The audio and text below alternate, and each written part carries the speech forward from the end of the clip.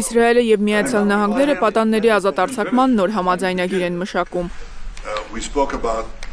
Ակնհայտ է, որ պատանդներն անտանելի տանջանքների են ենթարկվում։ Գրեթե ամեն օր խոսում եմ նրանց ընտանիքների հետ։ Սթիվ Վիտկոֆը, նախագահ Թրամփի լավագույն բանագնացը, օգնեց համաձայնության գալ պատանդներից 25-ի հարցում։ Մենք պարտավորվում ենք դուրս բերել բոլոր պատանդներին, վերացնել Գազայում Համասի բռնապետությունը և հնարավորություն տալ Գազայի ժողովրդին ընտրություն կատարել, գնալ ուր որ ուզում են։ Օվալաձև սենյակում Նեթանյահուի խոստումներից ժամեր անց Իսրայելը վերսկսել է Գազայի ռմբակոծությունը։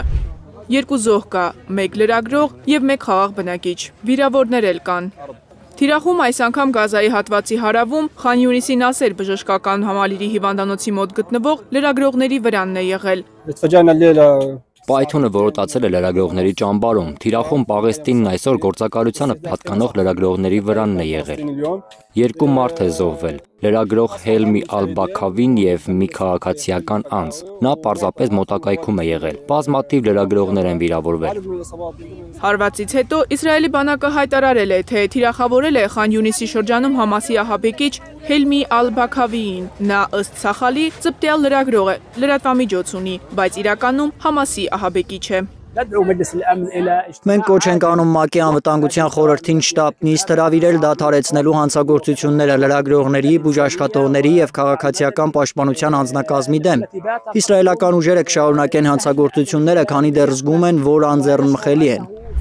Մեկ ամիս անցել է, Իսրայելը արգելափակել է Գազա մտնող մարդասիրական օգնության ճանապարհը։ Մեկ շաբաթ առաջ Գազայում փակվել են հացի վերջին փռերը։ Իսրայելի դաշնակից Միացյալ Նահանգների նախագահը ինչ ճակատագիր է տեսնում Գազայի ժողովրդի համար։ Թրամփը համենայն դեպս հայտարարություն անելիս անհանգստացած է երևում։ Դուք գիտեք, թե ինչպես են վերաբերվում Գազայի հատվածին։ Կարծում եմ հրաշալի տարածք է։ Ուղղակի տարիներ շարունակ միայն սպանությունների, Համասի և խնդիրների մասին եմ լսում։ Գազայի բնակիչներին պետք է այլ երկրներ տեղափոխենք։ Վստահ եմ, կգտնվեն երկրներ, որոնք կընդունեն մարդկանց և որտեղ նրանք չեն զոհվի։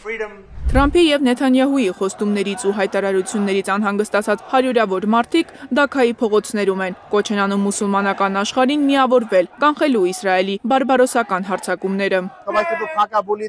Բոլորն ուղղակի դատարկ խոստումներ են տալիս, բայց ոչինչ չի արվում։ Իսրայելը զբաղված է կոտորածով։ Գազան վերածվել է ավերակի։ ՄԱԿ-ը լռում է Գազայի ցեղասպանության մասին, ոչ մի քայլ չի ձեռնարկում։ Խիղճ ունեք։ Եթե Գազայի բնակիչները ոչ թե մահմեդականներ լինեին, այլ ուրիշ կրոնի դավանեին, արդյոք այս ջարդին լուռ կհետևեիք։ Եռամսյա հրադադարից հետո վերսկսած ռազմական գործողությունները Պաղեստինի առողջապահության նախարարության տվյալներով մոտ 1400 պաղեստինցու կյանք են խլել, 3400-ից ավել մարդ վիրավորվել է։ Մարիամ Ամիրջանյան, Նորայր Հակոբյան, Հայլուրի համար։